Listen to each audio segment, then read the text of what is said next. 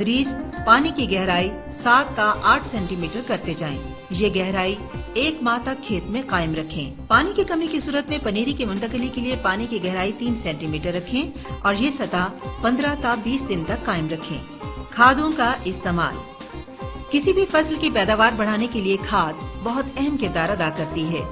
अगर खाद मुनासिब मिकदार में और बरवक्त न डाली जाए तो इसका खास फायदा नहीं होता। जमीन की जरखेजी को मद्देनजर रखते हुए खादों की मिकदार को कम या ज्यादा किया जा सकता है।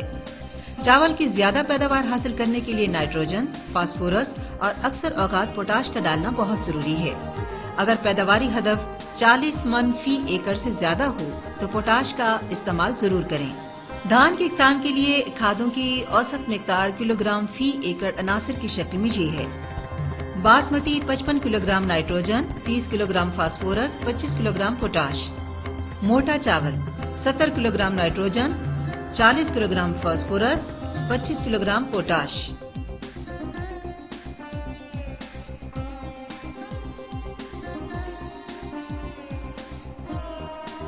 जिंक का इस्तेमाल। पाकिस्तान में धान की काश्त वाली जमीनों में जिंक या जस्त की कमी है। जिंक के मुनासिब इस्तेमाल से धान की पैदावार में खातिर खा इजाफा किया जा सकता है। इसकी कमी से आमतौर पर लाग के 3 से 4 हफ्तों बाद पौधों के निचले पत्तों पर भूरे धब्बे बन जाते हैं। इसके बाद आम धब्बे बड़े हो जाते हैं, ऊपर आपस में मिल जाते हैं और इनका रंग स्याही माइल हो जाता है। अगर जिंक की शदीद कमी हो तो खेत जला हुआ नजर आता है, बढ़ोतरी में कमी और पौधों में कमी और पौधों का कद छोटा रह जाता है। जिंक की कमी को दूर करने के लिए जिंक का इस्तेमाल जरूरी है। धान की नर्सरी लगाते वक्त जिंक सल्फेट 35% बहिसाब 30 किलोग्राम फी एकड़ नर्सरी डाला जाता है। इस तरीके से उगाई गई नर्सरी में जिंक इतनी मिकदार में मौजूद होता है कि खेत में जिंक कमी होने के बावजूद चावल की फसल में जिंक की कमी नहीं होती।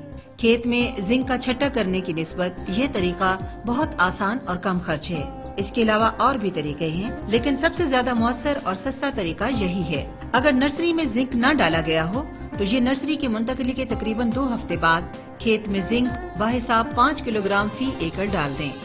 खुदरौ पौधों और जड़ी बूटियों की बरवक्त तलफी। धान की फसल में जड़ी बूटियां बहुत ज्यादा उगती हैं और इनकी मौजूदगी में 15 تا 20% तक पैदावार में कमी हो जाती है। जड़ी बूटियों के खात्मे के लिए जमीन की अच्छी तैयारी, पानी का बेहतर इंतजाम और जड़ी बूटियों को तल्फ करने वाली जहरों का मुनासिब और बरवक्त इस्तेमाल जरूरी है। अगर फसल को पहले 30 दिन जड़ी बूटियों से पाक रखा जाए तो बाद में उगने वाली जड़ी बूटियां कम नुकसानदेह साबित होती हैं। पनीरी की मुंतकली के 30 दिन बाद तक खेत में मतलूबा गहराई यानी 3 इंच तक पानी खड़ा रहे तो जड़ी बूटियों को उगने का मौका नहीं मिलता। नुकसानदेह कीड़े और उनका इंसदाद। धान की फसल को सबसे ज्यादा नुकसान धान के तने की सुंडियों से होता है। ये सुंडियां ज्यादातर बासमती अक़साम पर हमला करती हैं, जबकि इरी अक़साम पर सफेद पुष्ट वाले तेले का हमला ज्यादा होता है। इसके अलावा पत्ता लपेट सुंडी, सफेद पुष्ट वाला तेला, धान की सियाह भूंडी और लश्करी सुंडी शामिल हैं। कीड़ों के इंसदाद के लिए मरबूत तरीका इंसदाद अपनाएं, मसलन फसल को वक्त पर लगाना, खादों और पानी का मुनासिब इस्तेमाल और जब कीड़ों की तादाद या हमला मुकर्रर करदा हद से तजावुज कर जाए तो तजवीज करदा जहरों का यूज करना। धान की अच्छी पैदावार हासिल करने के लिए मुनासिब वक्त पर कटाई और फंडाई बहुत जरूरी है। फसल की बर्दाश्त से 2 हफ्ते कबल खेत को पानी देना बंद कर दें। उमूमन देखा गया है कि सिट्टे निकलने के 30 تا 35 दिन बाद फसल कटाई के लिए तैयार हो जाती है। कटाई के वक्त नमी की शरह 22% होनी चाहिए और फसल का रंग सुनहरा हो जाए तो समझ लें कि फसल कटाई के लिए तैयार है। अगर कटाई में देर की जाए तो दाने गिरना शुरू हो जाते हैं। कटी हुई फसल को 1-2 दिन धूप में रखें ताकि पौधा अच्छी तरह खुश्क हो जाए।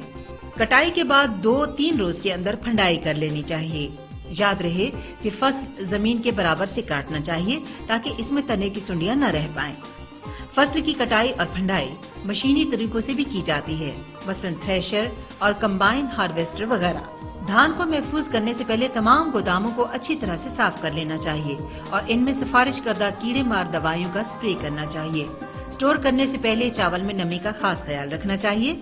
अगर इन चीजों को मद्देनजर रखा जाए तो कोई शक व शुबा नहीं कि हम धान की मुल्की जरूरियात के मुताबिक पैदावार हासिल कर सकेंगे।